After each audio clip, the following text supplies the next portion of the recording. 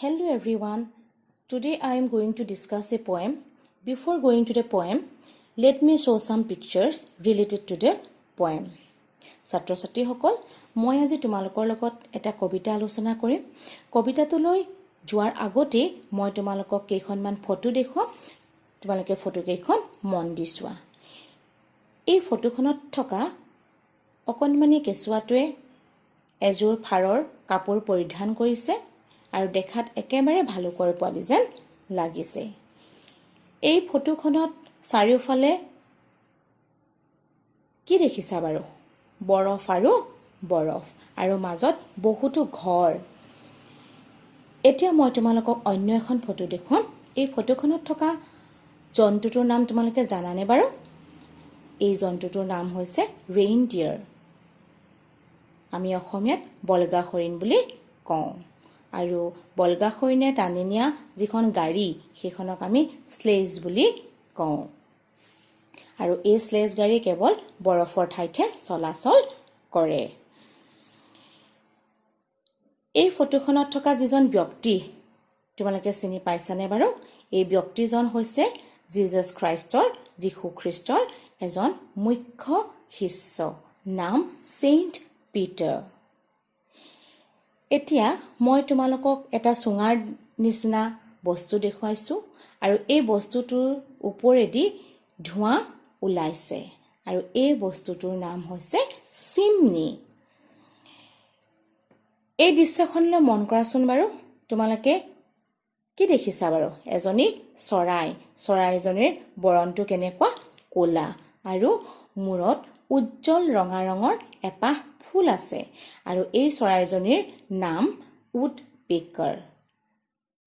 অসমীয়াত আমি কাঠকুৰুকা চৰাই বুলি কওঁ। কাঠকুৰুকা চৰায়ে টান শুকান কাঠত ফুটা উলিয়াই খাদ্য সংগ্ৰহ কৰে। এতিয়া আমি অন্য এখন ফটোলৈ যাওঁ। এই ফটোখনত থকা যিগৰাকী মহিলা, এই মহিলাগৰাকীৰ নামটো হৈছে ফেবি কেৰী। আজি আমি যিটো কবিতা পঢ়িম সেই কবিতাটো ফেবি কেৰী নামৰ কবিগৰাকীয়ে ৰচনা কৰিছে আৰু তেওঁ এগৰাকী আমেৰিকান কবি। First, let us discuss something about the poetess Phoebe Cary. প্ৰথমে আমি কবি ফেবি কেৰীৰ বিষয়ে জানি লওঁ আহাচোন। Phoebe Cary was born on September 4, 1824 and died on July 31, 1871. She was an American poetess. Phoebe Caryৰ জন্ম 4 ছেপ্টেম্বৰ 1824 চনত হৈছিল আৰু মৃত্যু 31 জুলাই 1871 চনত হৈছিল। তেওঁ এগৰাকী আমেৰিকান কবি। She was the younger sister of poetess Alice Cary. তেওঁ আন এগৰাকী বিখ্যাত আমেৰিকান কবি এলিস কেৰীৰ ভগ্নী। Some of her well-known works are তেওঁৰ কেইখনমান বিখ্যাত কবিতা পুথি হৈছে Poems of Alice and Phoebe Cary, published in 1849, Poems of Faith, Hope and Love, published in 1867, Ballads for Little Folk by Alice and Phoebe Cary, published in 1873. ইয়াৰ উপৰিও তেওঁৰ বহুতো বেছি কাম আছে।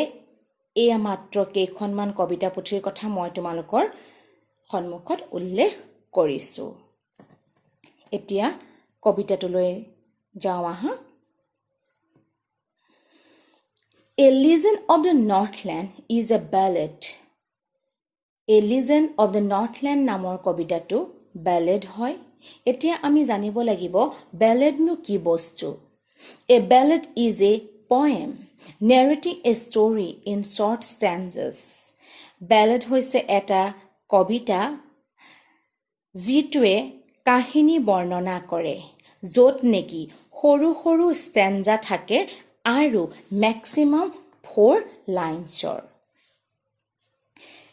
Ballads are a part of folk culture and are passed on orally from one generation to the next generation. আৰু বেলেডবোৰ folk culture অৰ্থাৎ আমাৰ লোকসংস্কৃতিৰ এটা অংশ হয় আৰু মৌখিকভাৱে এটা প্ৰজন্মৰ পৰা আন এটা প্ৰজন্মলৈ প্ৰচাৰ হৈ থাকে যেনে সাধুকথাবোৰ আমাৰ আইতাহঁতৰ পৰা মাহঁতলৈ আৰু মাহঁতৰ পৰা আমালৈ যেনেকৈ প্ৰচাৰ হৈ আছে ঠিক তেনেকৈ বেলেডবোৰো একেই Here, Northland refers to an area near the North Pole. ইয়াত Northland নামৰ ঠাইখন North Poleৰ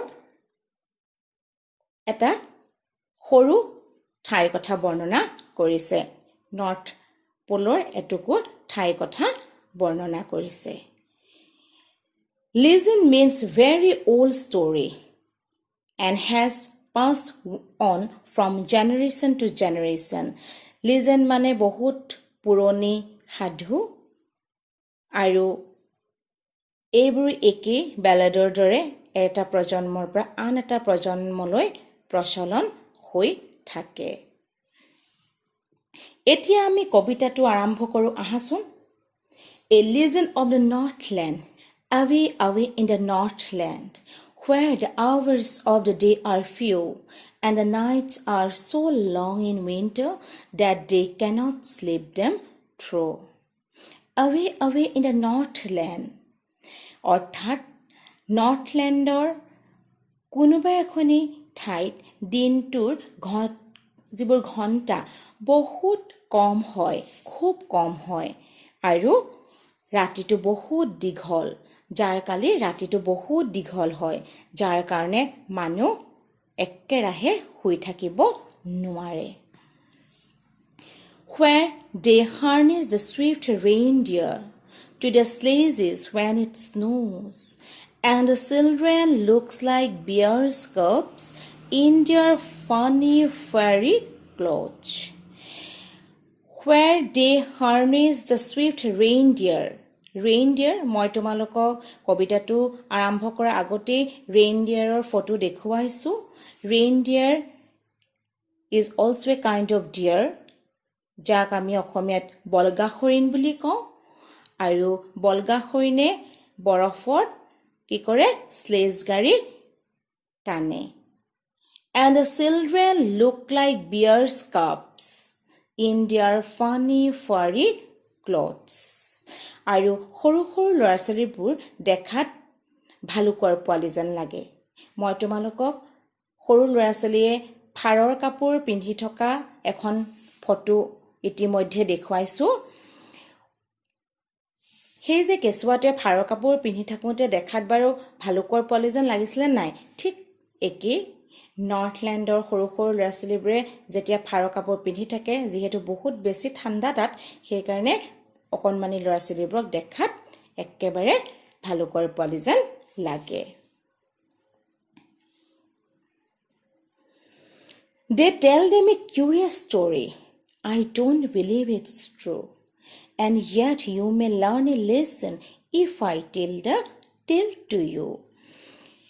আৰু তেওঁলোকে যিহেতু ৰাতি টোপনি নধৰে সেইকাৰণে তেওঁলোকে আচৰিত আচৰিত সাধুবোৰ সৰু সৰু ল'ৰা-ছোৱালীবোৰক শুনায় কিন্তু কিমান দূৰ সত্য সেই কথাটো কবিয়েও নাজানে তথাপিও তেওঁ এই কাহিনীটো সকলোকে কৈছে যাতে এই কাহিনীটোৰ পৰা এটা নীতি শিক্ষা পায় Once when the good Saint Peter lived in the world below and walked about it preaching just as he did you know এসময়ত good Saint Peter মই তোমালোকক Saint Peterৰ ফটোখন ইতিমধ্যে দেখুৱাইছোৱে Saint Peterৰে যেতিয়া ধৰ্ম প্ৰচাৰ কৰিবলৈ গোটেই পৃথিৱীখন ঘূৰি ফুৰিছিলে তোমালোকে সকলোৱে জানাই যে ধৰ্ম প্ৰচাৰ কৰিবলৈ হলে ঘূৰিবই লাগিব তেওঁ ঠিক ধৰ্ম প্ৰচাৰ কৰিবলৈ পৃথিৱীখন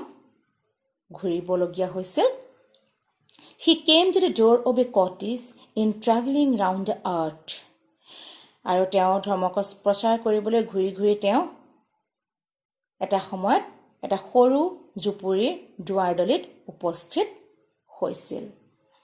Where a little woman was making cakes and baking them on the hearth. আৰু সেই জুপুৰিৰ ঘৰটোত এগৰাকী চুটি চাপৰ মহিলাই কেক বনাই আছিলে. Hearth means Juishal.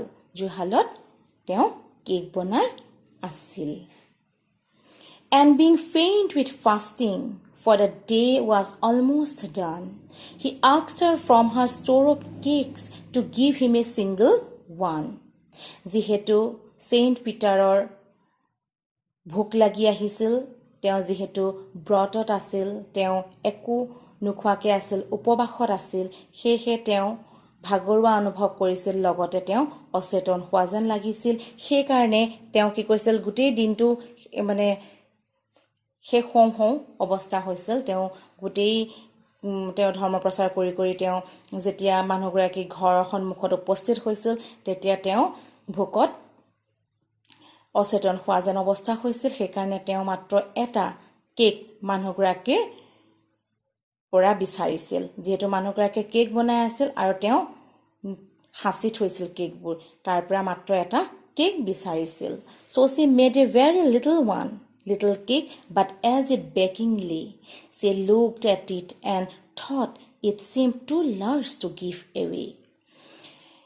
So she made a very little cake. যেতিয়া Saint Peterে মানুহগৰাকীক এটা কেক বিচাৰিলে, তেওঁ ৰাখি থোৱা কেকৰ পৰা Saint Peterক কেক নিদিলে. তেওঁ কি কৰিলে, পুনৰ এটা কেক, সৰু কেক এটা বনাই দিলে. But as it baking lay, যেতিয়া কেকটো হৈ উঠিল, she looked at it and thought it seemed too large to give away. তেওঁ কেকটোলৈ চালে আৰু ভাবিলে যে ইমান ডাঙৰ কেকটো তেওঁ আনক কেতিয়াও দিব নোৱাৰে. Therefore, she needed another and still a smaller one, but it looked, when turned it over, as large as the first had done. সেইকাৰণে তেওঁ কি কৰিলে, পুনৰ এটা সৰু কেক বনালে, আগৰটোতকৈ বহুত সৰু.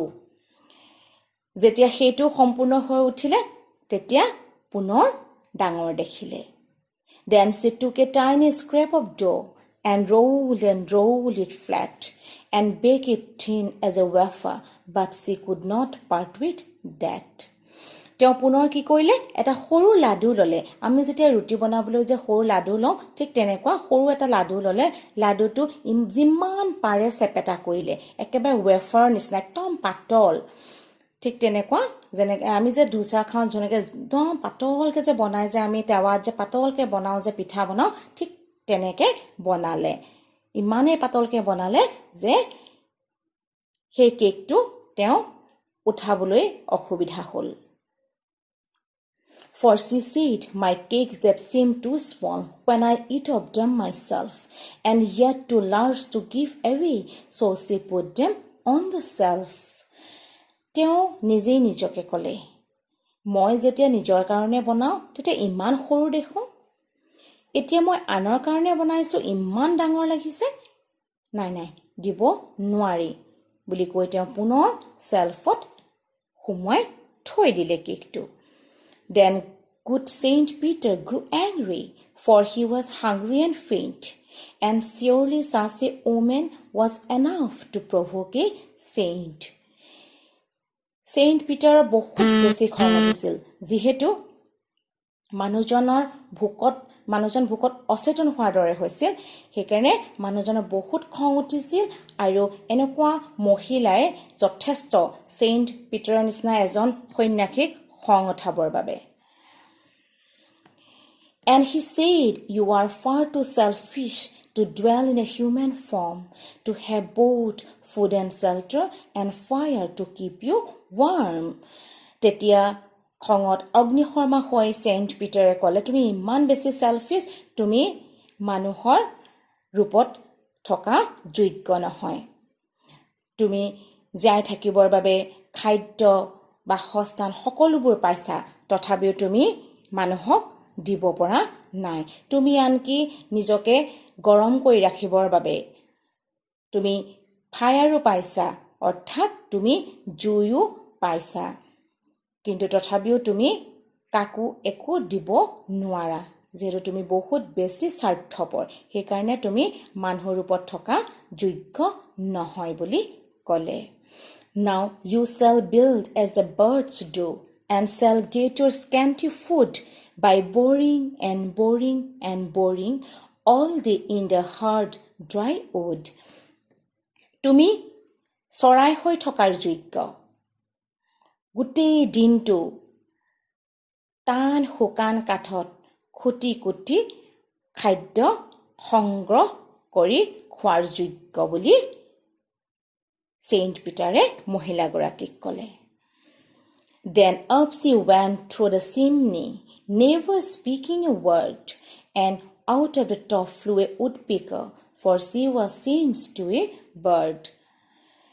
Saint Peter কোৱাৰ লগে লগে তেওঁ মহিলাগৰাকী এটা চিমনি মই তোমালোকক চিমনি ইতিমধ্যে দেখুৱাইছোৱে চিমনিৰ ফটোখন চিমনিয়েদি এটা শব্দও নোকোৱাকে উৰা মাৰিলে আৰু এটা উৎপেকাৰ চৰাই হৈ উৎপেকাৰ মই তোমালোকক দেখুৱাইছিলো উৎপেকাৰ চৰাইজনী উৎপেকাৰ চৰাই লৈ ৰূপান্তৰ হ'ল আৰু চিমনিয়েদি উৰা মাৰিলে She had a scarlet cape on her head and that was left the same but all the rest of her clothes were burned black as a coal in the flame যিহেতু মানুহগৰাকীয়ে এটা উজ্জ্বল ৰঙা ৰঙৰ টুপি পিন্ধি আছিলে সেই টুপিটো একেই থাকিলে বাকি তেওঁ সকলোবোৰ কাপোৰ কানি চিমনিয়েদি উৰা মাৰোতে জ্বলি ছাই হৈ গ'ল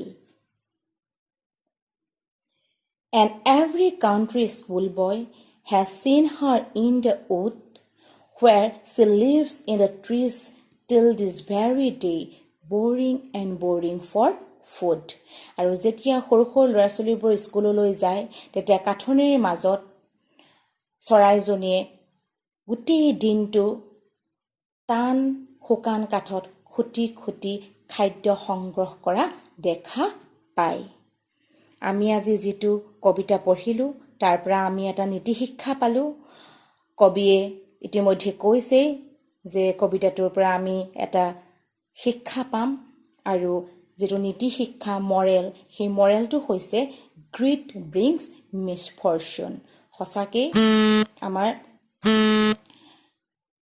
greed মানে লোভে আমালৈ দুৰ্ভাগ্য কঢ়িয়াই আনে আমাৰ অসমীয়াত এষাৰ কথা আছে লোভেই পাপেই মৃত্যু আমি যদি বহুত বেছি লোভ কৰো তেতিয়া আমাৰ এদিন নহয় এদিন আমাৰ মৃত্যু হ'বই আমি যিমান পাৰো মানুহক সহায় কৰিব লাগে আমাৰ সাধ্য অনুসৰি আমি যেনেকৈ পাৰো আমি বিপদত পৰা সকলক আমি সহায় কৰিব লাগে যিকোনো বস্তু দি আমি সহায় কৰিব লাগে যদি আমি সহায় নকৰো তেতিয়া হলে আমাক সকলোৱে স্বাৰ্থপৰ বুলি ক'ব আৰু আমাৰো গতি ঠিক এই মহিলাগৰাকীৰ দৰে হ'ব মই ভাবিছো তোমালোকে নিশ্চয় কবিতাটো বুজি পাইছা মই নেক্সট ভিডিঅ'ত এই কবিতাটোৰ প্ৰশ্ন উত্তৰসমূহ আলোচনা কৰিম থ্যাংক ইউ